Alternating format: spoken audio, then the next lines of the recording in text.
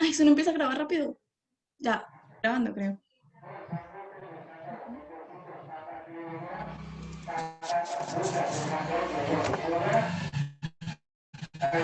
¿Se escucha bien?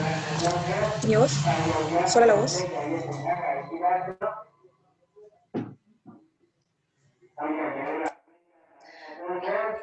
Buenos días. Buenos días. Hola, muy buen día. Buenos días, don John Frey. Muchísimo gusto. Nosotros somos estudiantes de Psicología de la Universidad Surcolombiana. Mi nombre, me presento, es Laura Valentina y mi compañera Fernanda. ¿Cómo se encuentra? Muy bien, un gusto, muchas gracias. Bueno, John Frey, para empezar quisiéramos, bueno, agradecerle por la participación y pues para empezar quisiéramos preguntarle quién es usted, quién es John Frey. Cuéntenos acerca de usted, por favor. Bueno, mi nombre es John Freddy Gómez Ospina.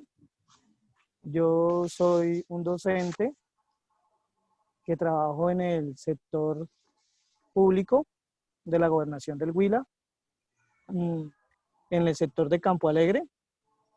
Soy docente en matemáticas y física, egresado de la Universidad Surcolombiana. Tengo una maestría en matemática aplicada y me desempeño como docente de matemáticas y de geometría y estadística en la institución educativa San Miguel de Campo Alegre, que queda en la vereda del Palmar Alto. Oriento las materias que anteriormente mencioné de sexto a undécimo. Bueno, Eh, dígame. sí, señor. No, continúe, qué pena. Mm, y pues mi labor ha sido siempre en este campo. Eh, es grato desempeñarme, me agrada mucho ser docente. Tengo 40 años y eso te puedo resumir de lo que soy yo. Ok. Y podría contarnos también cuántos años lleva en la docencia, por qué decidió ser docente. Desde el colegio siempre fui bueno para matemáticas y para esas materias de química y todo eso. Quería estudiar medicina o electrónica, el puntaje igualmente no me alcanzó. En esa época calificaban de 0 a 400, saqué 322 y cerraban en 331. Entonces no pude ingresar y decidí estudiar matemáticas porque era también muy fuerte. Entonces escogí esa carrera y la verdad me he desempeñado muy bien. Prácticamente llevamos 17, 18 años de ser docente. Eh, es muy grato porque uno ayuda a la comunidad. Es muy grato cuando usted brinda conocimiento. Es muy grato cuando la gente aprovecha ese conocimiento. Ok, muchas gracias. Ahora quisiéramos saber cuál fue su primera impresión al llegar a la institución educativa y cómo llegó a esta. Si fue por elección propia, por... Eh, Cuando uno se va a presentar para el sector público, eso se presenta uno como un concurso. Entonces, primero hay una prueba que es una prueba como tipo IFES de conocimientos, y esa es la que, como que la gran mayoría de docentes pierden, y los que pasan, pues siguen en el proceso. Entonces, sigue un proceso después de la hoja de vida, eso da un puntaje, la entrevista, eso también da un puntaje. Listo, cuando yo llegué a la institución, eh, uno antes de llegar a esa institución debe escoger como qué plaza va a pedir o qué lugar. Entonces yo me puse de acuerdo y dije, bueno, Campo Alegre. Entonces nos fuimos para allá, para Campo Alegre. Llegamos y al comienzo, porque yo ya estaba trabajando en colegios privados, fue muy complicado. ¿Por qué? Porque es gente muy humilde. Tú ves estudiantes que van con los tenis rotos, tú ves estudiantes que llevan la ropa sucia, que caminan 2 horas y media. Entonces es un poquito difícil, es un poquito difícil esa experiencia, porque en la ciudad todo es normal y todo se ve bien, mientras que en la parte rural no es así.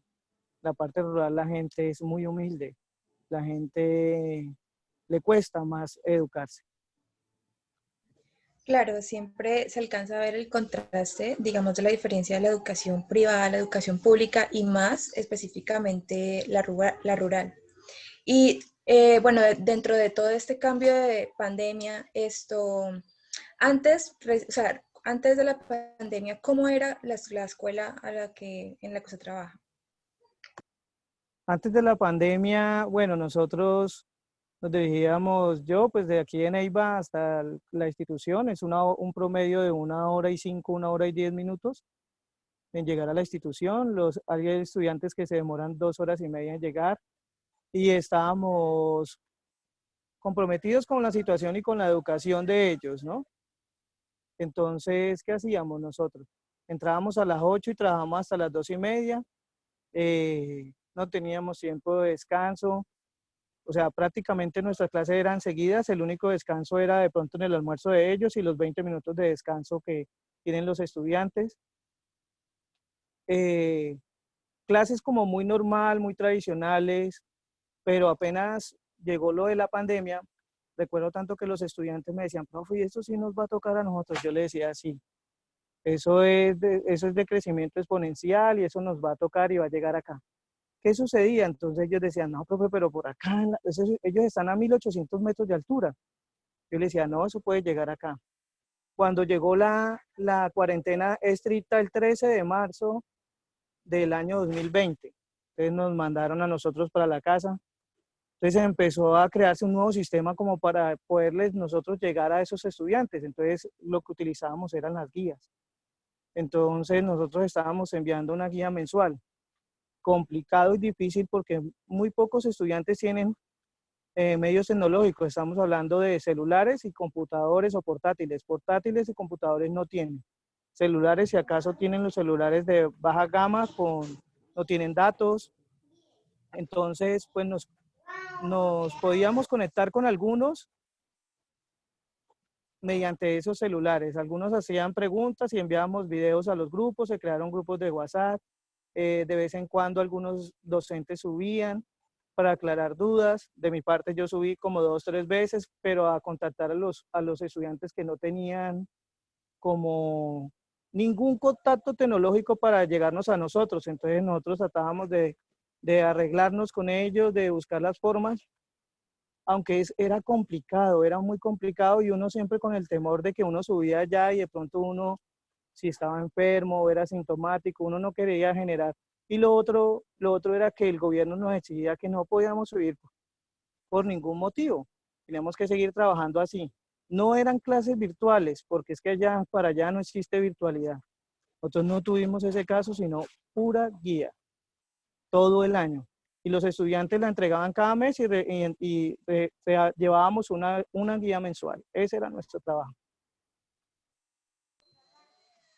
Sí, señor. Y usted nos podría describir cómo es la estructura de la escuela, digamos, el número de salones, cómo es la escuela.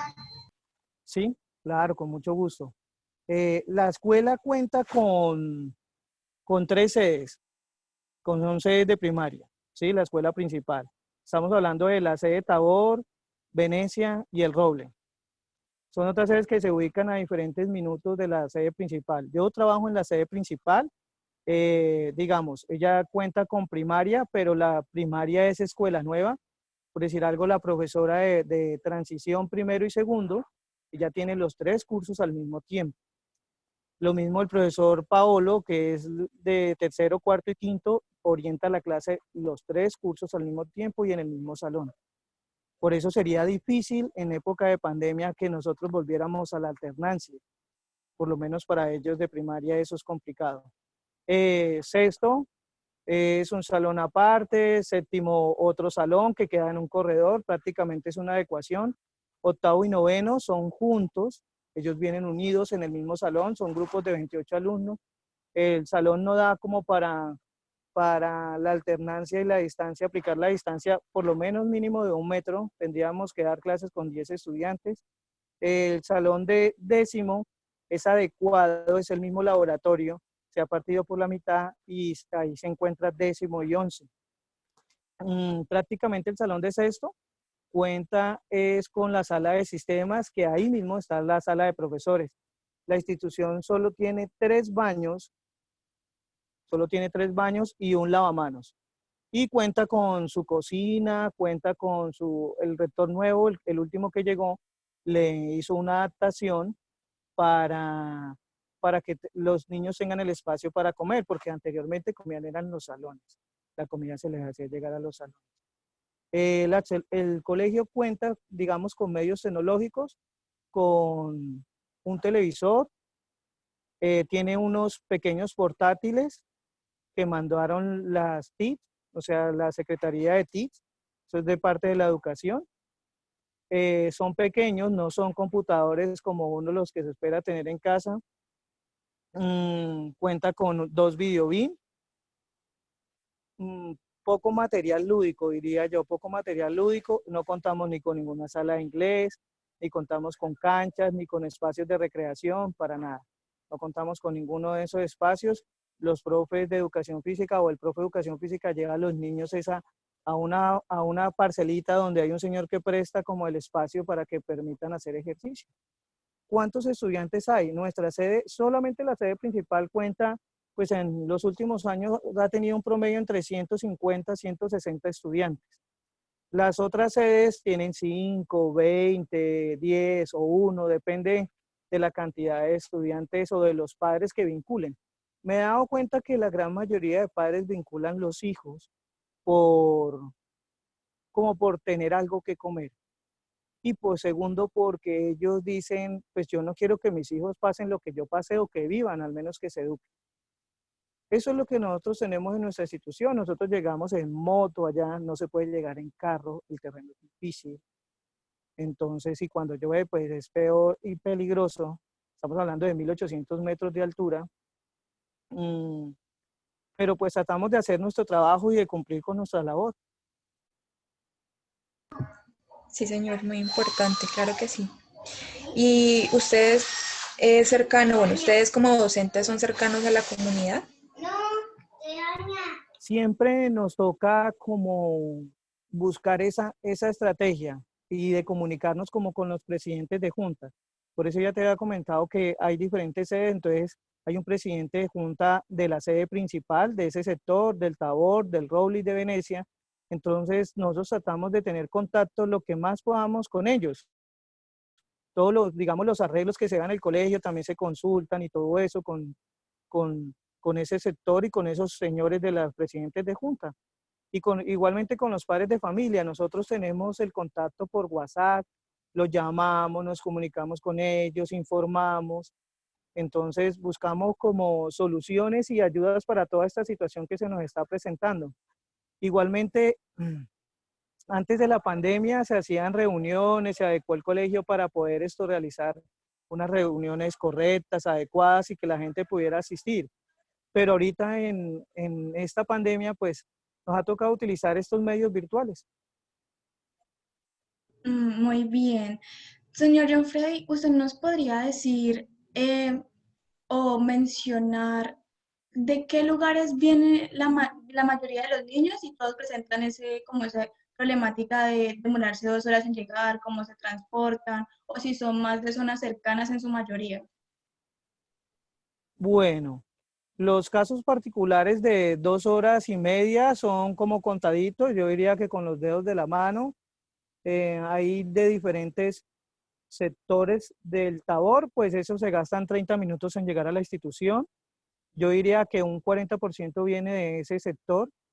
Del Roble por ahí el otro 20% y, y de Venecia por ahí otro 20%, llevaríamos un 80%, y los otros casos contados que son de los que vienen lejos.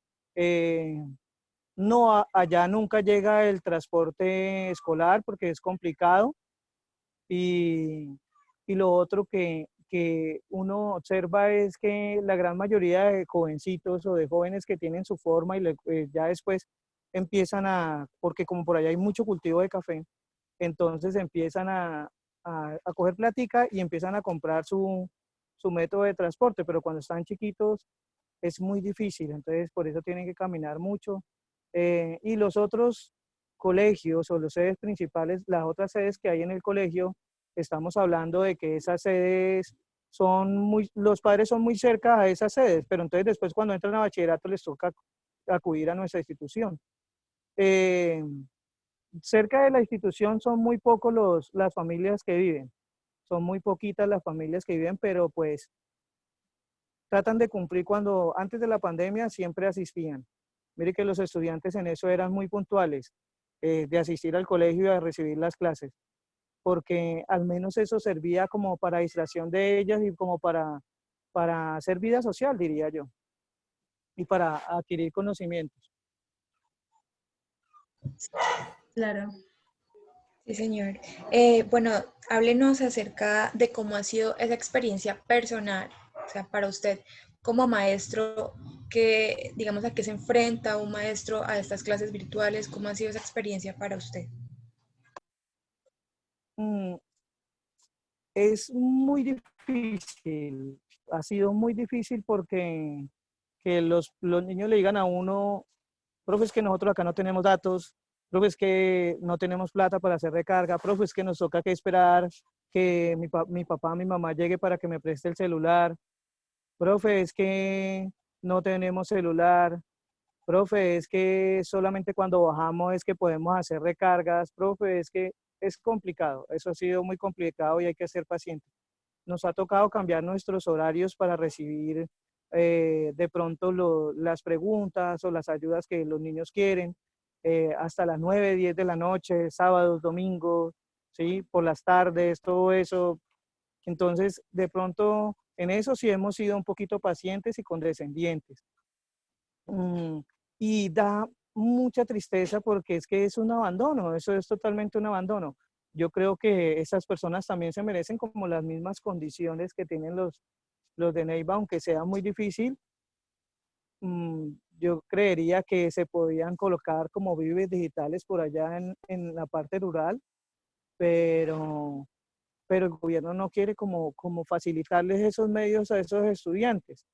Entonces, ha sido una lucha como constante, paciente, con los estudiantes y con los padres de familia. Los padres de familia quisieran que uno ya estuviera allá, pero no es posible. Nosotros tenemos unas leyes y unos reglamentos que nos rigen. Entonces, ha tocado explicarles, ha tocado decirles las cosas como son para que entiendan.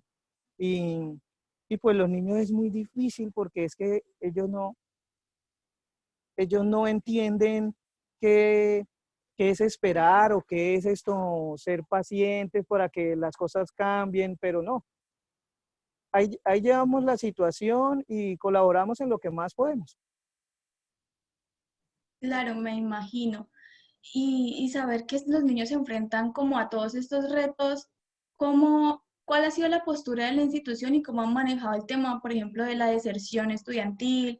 Pues porque los niños no pueden acceder al material y los padres, digamos que tampoco tienen como el conocimiento también, supongo yo, de manejar las herramientas tecnológicas que se necesitan para lo que el gobierno quería, que sería unas clases virtuales que, como usted bien nos lo han dicho, no se dan en todos los lugares del país.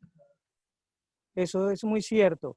Ahora que teníamos la primera entrega de la guía, los padres expresaban de que no querían recibir nada y ellos como que lo que querían era ver nuestras caras para que les explicáramos. Ellos se sienten como más acogidos y como más tranquilos cuando nosotros les decimos, no, mira, esto se va a hacer, esto se va a hacer, esto acá, vamos a trabajar de esta forma, porque ellos no querían recibir las guías. Hasta que llegaron los presidentes de junta, nosotros no sabíamos, ellos ya habían hecho reuniones y bajaron al pueblo y se enteraron de que no podíamos nosotros subir los docentes y que teníamos que seguir en ese proceso.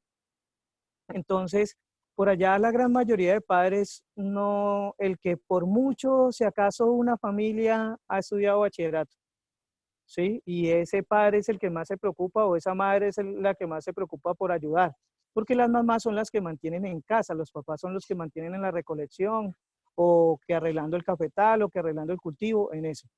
Eh, es complicado, pero nos toca hacer campaña, nos toca a veces dejar carteleras, nos toca hablar por WhatsApp para que ellos comprendan y para que de alguna forma les ayuden a los hijos. Por eso se buscan diferentes estrategias. Tiene que haber un compromiso 100% de toda la comunidad, tanto de los padres de familia como de los estudiantes y como de nosotros, o si no, esto no funcionaría. Entonces los papás nos dicen a nosotros, pero ¿cómo hacemos, profe, si yo no sé nada de eso? Bueno, entonces ayúdenos y así sea un paquete de datos de 5.000, lo que sea, y que el niño de verdad y de corazón lo invierta preguntándonos a nosotros para nosotros ayudarle y colaborarle. Y esa es nuestra situación. Entonces nosotros, el compromiso es de todos, tiene que ser de todos. Exacto. Y digamos usted como maestro y bueno, al mismo tiempo que sus compañeros, digamos ustedes, de alguna manera, sí se sentían como listos o preparados para utilizar, digamos, estas estrategias, digamos, ya de emergencia para poder querer educar, seguir educando a sus niños. Créeme que nadie se sentía como preparado para esta situación, y menos en la situación allá como tan mezquina que hay de parte del gobierno. Mm, pero entonces tenemos que ponernos manos a la obra. Nosotros dijimos, hay que hacerle, hay que inventarnos algo. Mira que se buscaron muchas estrategias, buscamos solicitar también SINCAR para que los estudiantes tuvieran, allá se la pusieron a los celulares y tuvieran sus datos y pudieran conectarse con nosotros. Llegaron a Campo Alegre, no sé cuántas habrán llegado, pero solamente se quedaron en los del pueblo, se quedaron en los de allá, no se quedaron en los de, a nuestro colegio no llegó ni una. Eh, entonces dijimos, no, manos a la obra, guías, PDF, se saca presupuesto, el gobierno destinó presupuesto. Es que esa virtualidad nosotros era llamada por el secretario de Educación online, y ese online era las guías, lo que trabajamos guías, porque es evidente que en algunos sectores rurales no hay conectividad. Nadie estaba preparado, pero se empezó manos a la obra, que hicimos con las guías, y se sacó el año adelante. Eh, es lógico y se observa más en el sector rural, que yo diría que la educación ha disminuido con lo de la pandemia por ahí en un 30%, porque no es lo mismo. No es lo mismo, y porque no todo el mundo tiene la conectividad eficiente. Y asimismo para ustedes, digamos, los maestros, digamos, no hubo una formación a este nuevo plan de estudios, o cómo fue esa estrategia por parte de la institución, o como ustedes como compañeros. Nosotros tomamos la decisión de llevar a cabo lo de las guías porque, porque teníamos que continuar con nuestro proceso. Eh, FECODE como ADIT, como Secretaría de Educación, el Ministerio de las TIC también daban unas instrucciones y unas capacitaciones, pero esas capacitaciones eran muy bonitas y todo eso para la gente del casco urbano, como para la gente que tiene los medios, no para nosotros. Entonces era un poquito complicado, pero las decisiones fue más entre nosotros los compañeros y todo eso. Y diría yo, hasta el rector nos felicitaba porque habían instituciones que hacían guías como para 2, 3 meses. Nosotros hacíamos una mensual, hasta cada 15 días estuvimos en una época, tratando de ayudar, y pues era triste, pero porque a veces eran mucha cantidad de papel, pero ese fue nuestro trabajo, y nuestro trabajo como equipo y como institución.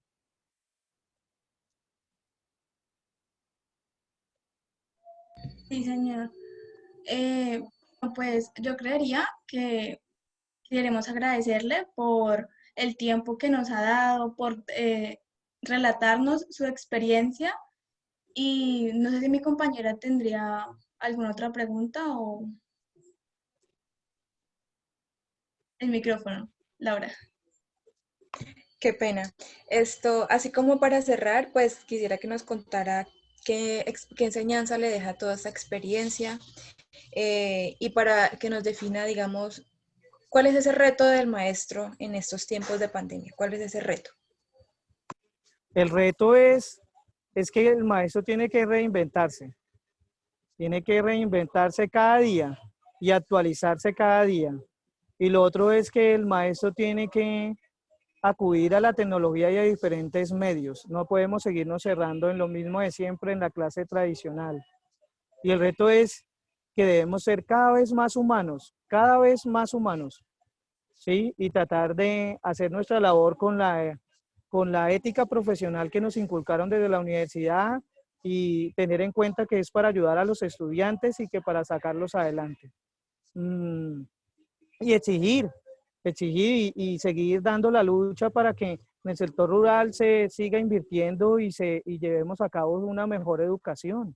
Eso se tiene que hacer siempre, que inviertan y que los rectores se den cuenta que hay que invertir, este gobierno tiene que invertir o los demás gobiernos en educación y en tecnología.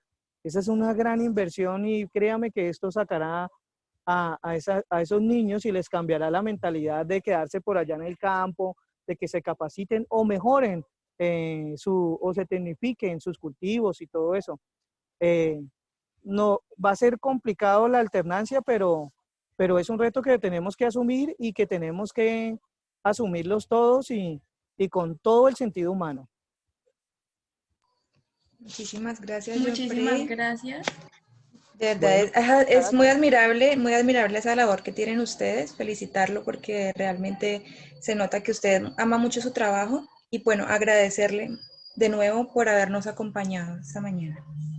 no, muchas gracias, gracias por la invitación y estamos en contacto. Cualquier inquietud, cualquier cosa en la que yo les pueda colaborar, con mucho gusto.